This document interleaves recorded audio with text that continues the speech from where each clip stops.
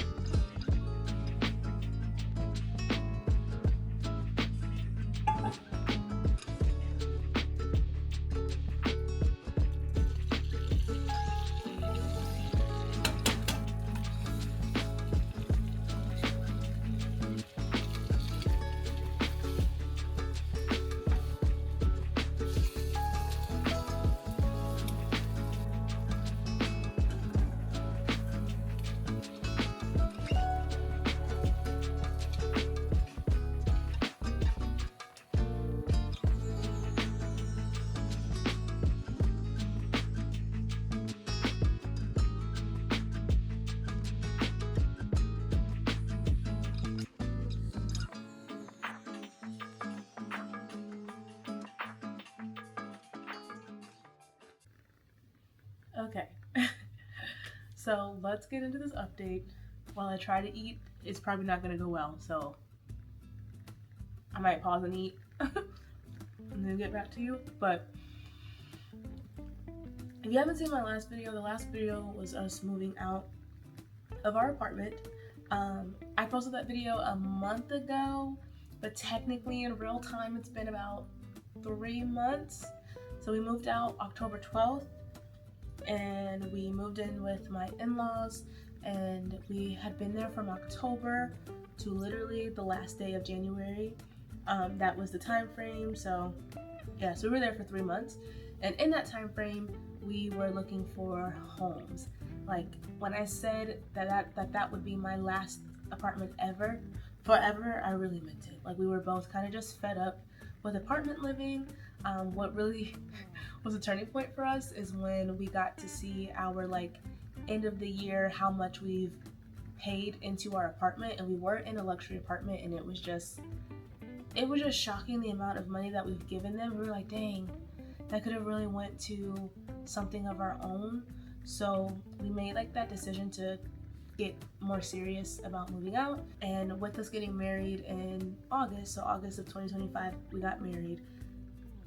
We were kind of smart with how we wanted to do everything. We get to travel quite frequently, so we didn't really want to do a honeymoon fund. Instead, what we did was a housing fund and just asked family and friends to support us in that way. So if they wanted to give any any like monetary donations, let it go to our first home. So that's actually how we ended up getting our first home. People were really generous. Our family and friends were really generous when it came to our wedding, and we really appreciate them. And with that, we were able to have the down payment for our house. So within that 3-month span, we were looking for homes. We've seen some homes that we liked. We thought that sorry, my neighbor just got back. We thought that they were in our price range, but then once it came down to like the mortgage payments, and everything's just going up right now, so the housing market is I would say. And once we figured out the mortgage, we were just like, no, it's too high. And by too high, I don't mean that we couldn't afford it, but we didn't want to be at the top of our means. Like, we wanted to make sure that we could afford our mortgage while also still affording our life. And because we like to travel, like whether that's going on cruises, taking flights to see family, like we have family on the other side of the country. So it's just like we wanted to make sure that we could still do those things. So we opted for a home that was kind of a fixer-upper. And by fixer-upper, I mean it had really good bones. This house had good bones. The sellers put on a new roof for us. And the only thing we really have to worry about is our front doors. Like, they're pretty drafty. But like, the bones were there, the foundation was good. We were okay with having an older home if the foundations were good, because again, if it's under our means or a little bit under our means, we're able to make those updates and do those renovations. So that's kind of how we settled on this house. The other homes, they were great, but we didn't want to pay that mortgage, so we were just like, nope, let's look for something else, and this is what God provided for us. And I will say, from the time that we looked at this house, it was like mid-December? Yeah, I would say like beginning of December, we looked at this house, we liked it. We're like, we kind of want to move forward with it, because all the other homes that we did like that were in our price range, by the time we left the house, somebody had already put in an offer. So if you're looking for a home, the one like super good tip that our realtor gave us is that if you like the home, put in the offer before you leave the house, just so that there's an offer in, because you don't know who else is going to put in an offer. And just because you put in an offer does not mean that you have to go with that house. You can always redact the offer if you see something else you like. You can put in multiple offers on a home, and we didn't know that, or we didn't understand that until it came down to crunch time, because we were just like, we want a home, everything we like, people keep taking. And then on top of that, we found out that we were expecting, so we were just like, yeah, that kind of amped, like it kind of upped the ante of like how fast we wanted a home. So that's how we ended up in this one. But everything just worked out. Like the sellers were really nice. Literally, they put on a new roof. That's like $20,000, and that's expensive. And they were just like, you know what, we'll put on a new roof, because I think my realtor had found some things that were kind of wrong with the roof, but he wasn't expecting them to like put on a whole new roof. And he was like, hey, this is only like the second time he's seen a seller do that, so we were really thankful for that. And then the fact that like they were just actually excited that we were expecting too, because I don't know if you've been in the housing market, but like when it comes to that time, your realtor is going to tell your story to the sellers, and because the sellers get to pick who really gets their home, regardless of what you're offering. And they really were touched by our story. They really liked the story, and just like how we met, that we just got married, that we're expecting, that like we're trying to find a home to start our new family. So it was just a lot, but I will say it was a smooth process. And from the time we started to the time we closed, it took like 3 weeks. Like, it was like a 3-week process, I would say. We closed on December 22nd, so yeah, like 3 days before Christmas. So that was our Christmas gift to ourselves, technically. But yeah, and then January 31st, we moved into the home. There were some things that needed to be done because the house was older. Like, the windows haven't been cracked. Like, it just smelled like an old home, and we were like, absolutely not. So we got the carpets washed. Like, we literally paid one of our family members, because she has a carpet cleaning business, so she came deep cleaned the carpets. Then we had the HVAC sanitized and like blown out, because there was so much dust and just oldness in there that they were like, yeah, it's really good that you called us to do this, because it was really bad. Like, it was nasty. So between those two things, and then us painting, which was great, I think that's the one part about the home that we love, is because we got to paint it. Like, we couldn't do that in our apartment. And on top of that, all of our close friends came and helped us paint. So we had like a paint party. So it just made it more memorable and cherishable because, yeah, I feel like all of my friends are in the house. Like, they're always with us. Then our good friend, he's also a pastor, so he came and anointed the house. So there were just things that we did beforehand before moving in. Like, we did not just up and leave my in-laws house to come here. And I will say it was a smoother move-in because the house was empty already. So everything that we had to do is not like we had to wait for the sellers to move out. They were already gone. So we just kind of moved our stuff in, and we had help with that too. So everything was just a smooth process. From my last video to now, we're in a house. We're trying to get things done. We renovated the kitchen so far. We don't have any furniture outside of these couches. So there's just boxes everywhere. Yeah, there's just boxes everywhere. So once we get more furniture, I can't wait to like unpack with you guys and just kind of like put things into order and let you guys see kind of like our views and thoughts and like our vision. We're going for a mid-century modern, but within an old home. So mid-century modern to me is like, or my mid-century modern is a 70s style home, just earthy, warm, welcoming, comfy. Like, that's what we're going for. And so far with the couches, people are already seeing the vision. We have the double doors going on as our front door. So there's just a lot that can be done here, but it's gonna happen slowly because we ain't got it like that. So it's gonna happen super slow. So please bear with me while I make the updates and these videos. Yeah, so right now we're just trying to buy furniture and at least get some of those things going. But now we're in the home, guys. And my other update, like I said, we are expecting. We actually are at our halfway mark. We found out in October. Remember, we got married in August. We found out in October that I was expecting, and that was kind of a shocker because we actually found out, hold on. Sorry, food break. So we actually found out when I was 3 weeks pregnant, so we found out super early. They couldn't even tell by an ultrasound that I was pregnant. I had to do a pee test, but the only reason we found out is because I was cramping like severely bad, like super bad, and I ended up taking 3 days off of work because I could not walk because the cramps were so bad. I thought my period was coming because I do have heavier periods, I do have heavier symptoms, but on day 3 I was like, I need to go to urgent care. We went, and doctor came back and he was like, yeah, so did anybody tell you the news? So we're like, what news? I thought something was wrong. I was getting scared. He's like, no, nothing's wrong. He's like, you're pregnant. So that's kind of how we found out. I was like, oh, I was not expecting that. But now that I'm in my second trimester, what I've noticed in my first one, that it wasn't really terrible. Like, outside of how we found out because I was in so much pain, I don't think that it has been terrible. I have not experienced any morning sickness. I don't have any like aversions to smells. The only thing that was really happening for me is that I wanted to eat and sleep. Just eating and sleeping, just like actually feeling tired. And even the second trimester, I kind of still felt tired. Once I'm up, but like getting up in the mornings is what's doing it. Like, I hate getting up. I just want to sleep in and just get up when I'm ready. But having 9 to 5 can't do that. So, or not even 9 to 5, having an 8 to 4, you can't do that. So my mornings are kind of rough, but once I'm up and going, I'm fine. But those are like the only 2 symptoms. Oh, those are the only 2 symptoms I had in my first trimester. My second trimester, like at the beginning, now that I'm getting a better handle on it, I was getting headaches like every 3 days.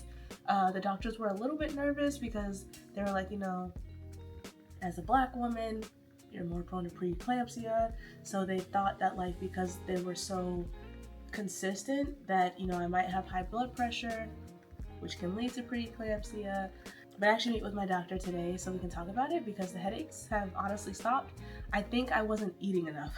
I made sure that I would eat, like I was still eating breakfast, lunch, and dinner, but like that was it. I'm not a big snacker, so I think the snacks is what was messing it up, the fact that I wasn't snacking.